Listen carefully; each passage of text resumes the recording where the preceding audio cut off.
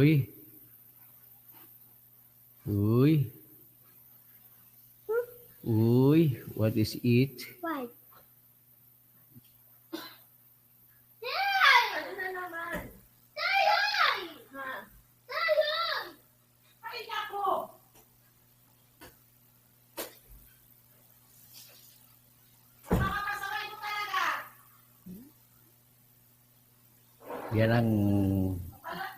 Yan ang ibig sabihin, happy siya. Oh, importante happy ang bata. Ay, magandang umaga. Happy ang apo ko.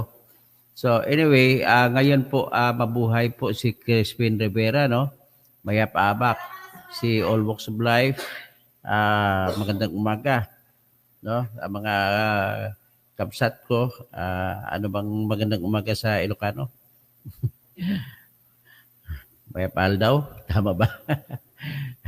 Ani, maimbag aldaw. Okay, morning to from Houston, Texas, si DJ, D3M4N. So ang ating live sa ngayon ay naagaw ang senaryo naagaw ni Kibuloy. Si Kibuloy pa rin ang hari ng social media. Sa kanya pa rin nga ang nakatutok ang lahat sa mga kapsat ko, mga maray na aga sa mga Bicolano rin. Sa mga Cebuano speaking, ang Carmendo nandun kay Kibuloy, maayong buntag kaninyong tanan. Sa mga Ilonggo, maayong aga gid sa inyong tanan. Sa mga waray-waray, maupay nga aga. Okay, sa lahat-lahat na, no? Okay. Si Super Ma'am C, magandang umaga. So anyway po, hapon na pala kay Romel Garcia. Kung saan man siyang panig ng mundo, magandang hapon din. Anyway, ang ating pag-usapan ngayon para maintindihan ninyo, kasi medyo nakakagulo-gulo itong pangyayari kay Kibuloy. Unahan natin Noong 23 ng gabi, ng madaling araw, 23, tapos pag 24 ng madaling araw, ay lumusob ang mga pulis, 12,000 mahigit, pumunta sa KOJC compound. At ang unang senaryo na nakikita natin ay may dala sila na alias warrant of arrest na arestuhin si Kibuloy at saka iba niya. Tapos, hinarap sila ni Attorney Israeli Tuturion na abogado naman ni Kibuloy at sinita sila. At sinita sila na walang ibang nipakita kundi alias warrant of arrest. So ang tanong doon, kasi ganito po yung posisyon ko bilang sa nakakaalam sa legalidad ng mga ganong sitwasyon. Gamit ang alias warrant of arrest kahit wala na pong search warrant, ay pwedeng pumasok ang pulis basta may personal na alam ang pulis. Gusto ko lang idiin, personal na alam ng pulis na nandoon si Kibuloy. So ang tanong nito ay iikot-ikot sa magiging legal yan kung personal na alam ni General Nicolas Torre at ang kanyang kasamang pulis na nandoon si Kibuloy. Okay? Next is, pero kung informante lang basihan, medyo delikado sila sa legalidad.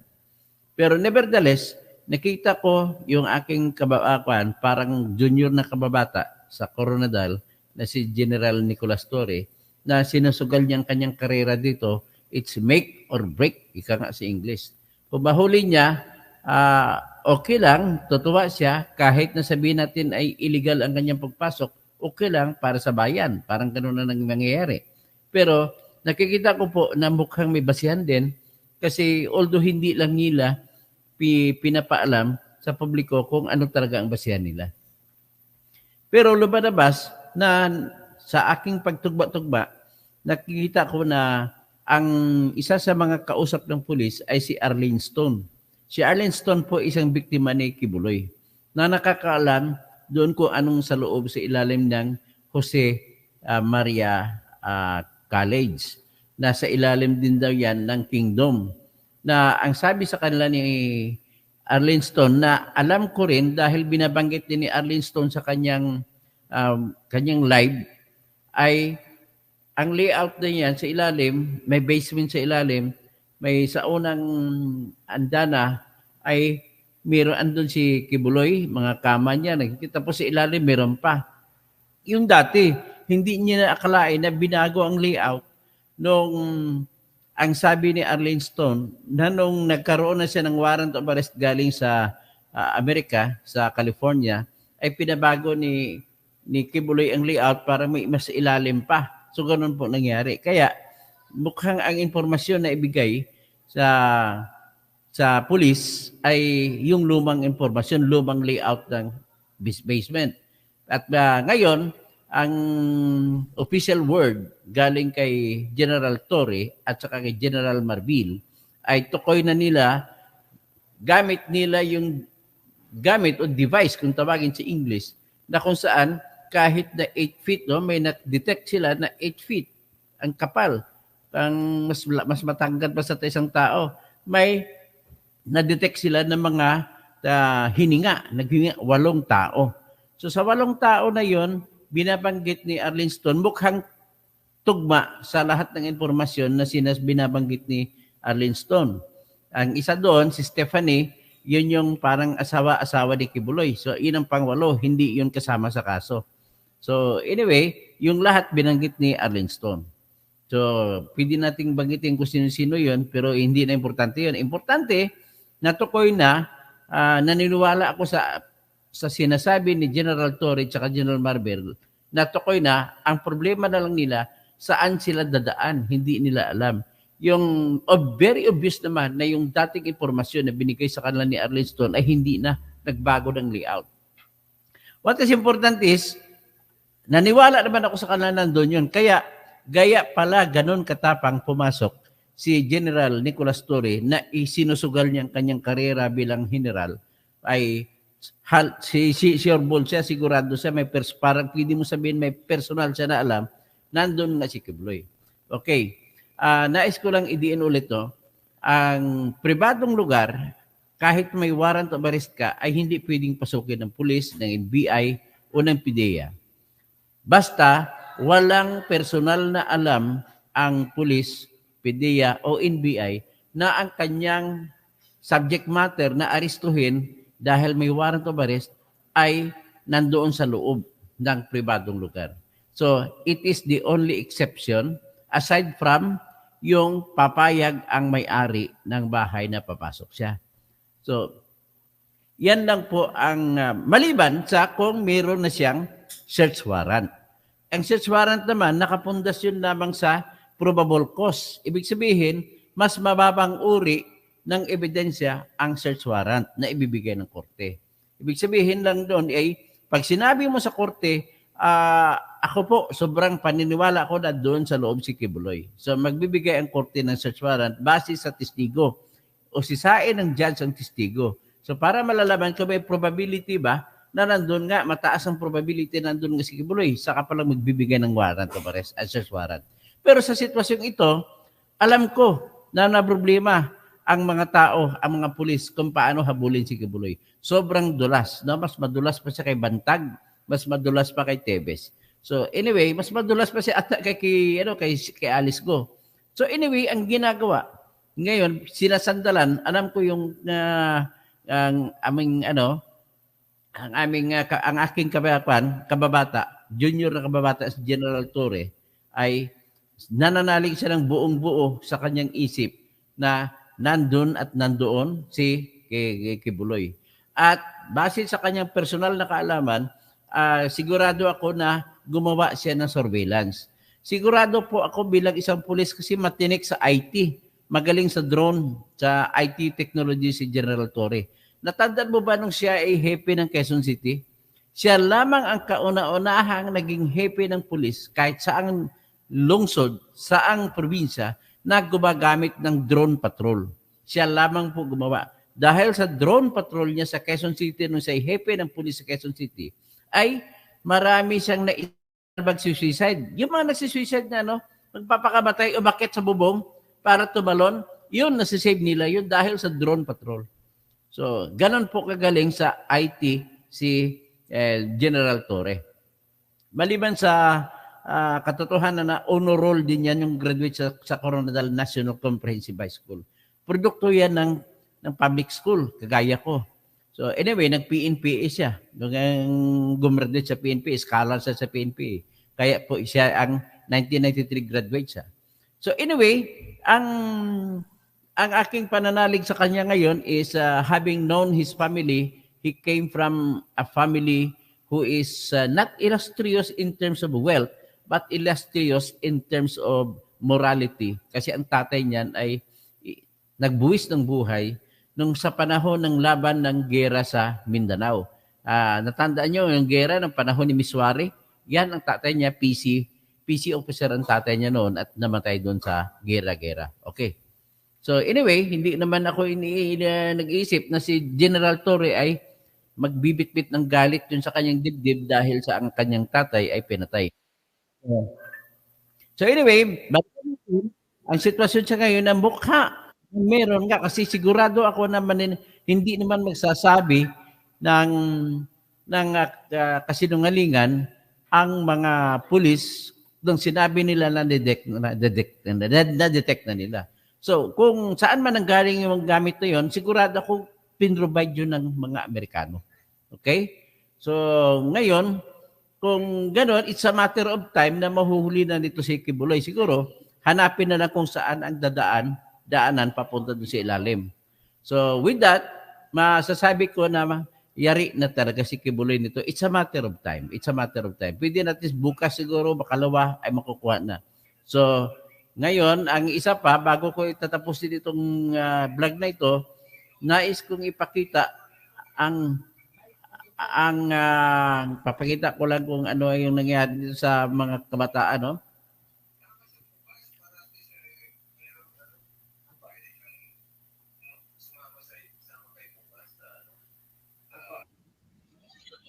Okay.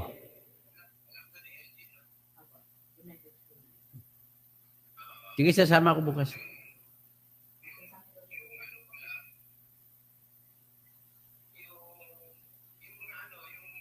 So ito, ipapakita ko muna to ang anong latest sa mga kabataan natin doon sa Pasay na inapi ni Amy Calixto. Yan lang muna ang ating tirahin mo ngayon.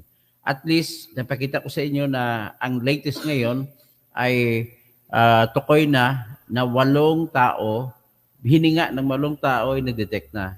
At pwede ko sabihin na yung gamit na ginamit ni General Torre dahil expert siya sa IT, ay yung gamit na galing sa Amerika. So kaya tiwala ako na makukuha nila yan.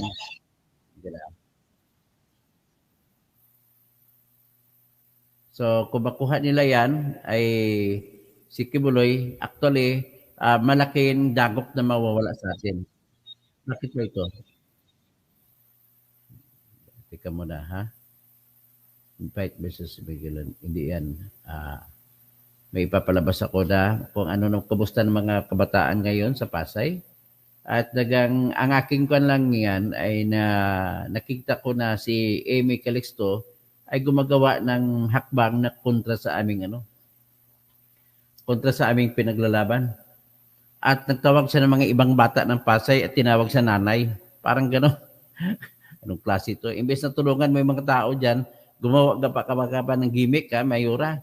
Hindi po yun magandang gawain. Ito. Tingnan natin, Ito po ang nangyayari ngayon sa mga bata, no? Ayan, madilim ang kuha kasi wala na silang ilaw, kaya nakikita mo madilim. Pero ang ginagawa, makikita, maaninag mo sila, natutulog, maulan-ulan, sa tabi ng kalsada. So, yan, maaninag mo, madilim, pero maaninag mo mga bata natutulog sa gilid ng kalsada. Ang problema kasi, mga cellphone nila, lagi lang binababa yung battery kasi lubat, no? Ngayon, ito naman ang iba pa. Yan, medyo madilim din ang kuha. Mga bata rin yan. Tapos, ito mga bata na pinakain. Nang kita mo, ang ulam nila, ilan sila nagsishare? 3 bata at saka pang-4 na bata yung mas matanda sa kanila. Iyon na nagsusubo sa kanila gamit ang kutsara na maliit. Ang kutsara na ginagamit, plastic. So, ganun po sila. Yan, nakikita nyo? So, kung nakita nyo, at least bahala na kayo dyan. Kung at least nagalalaman niya, pinapakita ko lang, matinding child abuse ang nangyayari sa mga batang yan. Ayan. So, parang job loss kasi ang mga magulang nila po ay natanggalan ng trabaho dahil hindi na, ang iba na may trabaho, natanggal sa trabaho dahil hindi naka-report, hindi nakatrabaho. O ito naman ang iba, ho. So, yan po. Tapos ito naman si Amy Calixto. O, yan. Kung maaari ang tawag ng ibang ng mga bata, kinayakap-yakap, o takbuhan ako ang ina ng laging saklulo ng Pasay City, Amy Calixto. So, yan po makikita mo sa kanyang profile sa Facebook niya. So, yan lang po ang latest din sa mga bata. So, having said that, abangan naman natin mamaya yung anong bago sa Kibuloy. So, basahin natin, Nicolay Roscop, Al-Olalia, good PM, dito tayo sa taas mag-umpisa.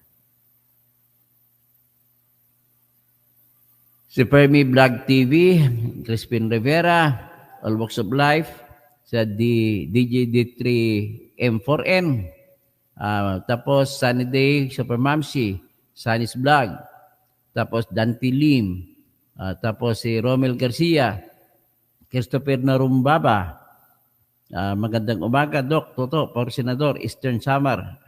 Maraming salamat sa mga maupay nga aga sa mga sa taga-Samar, taga-Leyte, Ag-Leyte, Ag-Biliran.